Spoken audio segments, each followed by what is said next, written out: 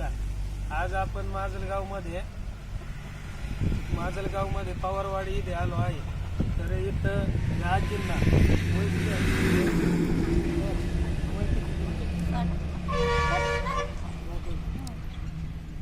तुमचं वय किती आहे?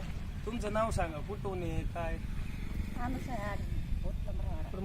तिकडं अनुसया आडाव. बर, तुम्हाला औषध कोणी दिलं होतं? सोमेश्वर काळे यांनी दिलं. बर, तुम्ही औषध किती दिवसाचं घेताय? आजपर्यंत किती दिवस झाले तुम्ही औषध घेताय?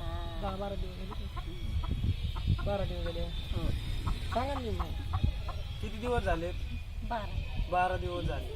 12 दिवसात तुम्हाला काय काय फरक पडला? मला पडा बघा, पायाला पडाय, मानाचं थोडं राहिले बघा. बरं. मानाचं बी पडे थोडं राहिले. याआधी तुम्ही कोणते कोणते औषधं घेतले होते? गोळ्यांची पुडी, जे पुडी आणि ह्या गोळ्या घेतल्या तुम्ही, हो. त्यानंतर तुम्हाला 12 दिवसामध्ये तुम्ही चांगलं चालायला लागले. बरोबर. तुमचा गुडघा पण जायला आणि मान पण शिजायची वसरून गेली, ते पण ठणू बंद झाला. बरोबर. तर याच्या आधी तुम्ही ज्या गोळ्या घेतल्या त्याने तुम्हाला काही रिझल्ट आला होता याच्या हे घ्यायच्या अगोदर? काहीच नाही ना. हा, पुढं कोणत्या कोणत्या दवाखान्यामध्ये गेले होते तुम्ही? आता सरे दवाखान्यात आहेत माझं. आता जिथं गुणी आहे तिथं पळावा, जिथं गुणी आहे तिथं पळा, पण चक्करच लागणार त्या कोणाच्या. म्हणजे कुठंच गुण नाही आला तुम्हाला? कुठंच नाही. फक्त थोड्यापुरता आला.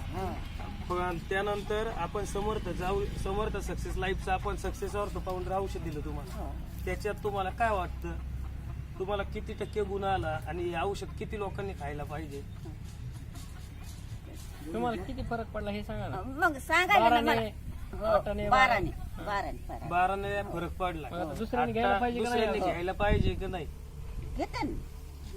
घ्यायला पाहिजे की? हे औषध चांगलं आहे की नाही हे सांगा त्यांना. चांगलं आहे का नाही? नाही, चांगलं आहे ना घ्या. हो. हे औषध चांगलं आहे. हे किती लोकांनी घ्यायला पाहिजे? ज्यांना असा आजार आहे त्यांनी घ्यायला पाहिजे की नाही?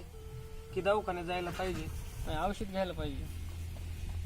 ते निघत नाही, चिकटपट्टी लावली लोक हो.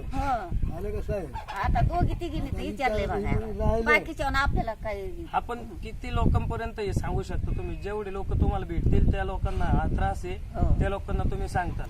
बरोबर. आणि तुम्हाला आता हे औषध चालू आहे, आता 12 दिवस झालेत म्हणजे तुम्ही 50-60% रिझल्ट आलाय तुम्हाला.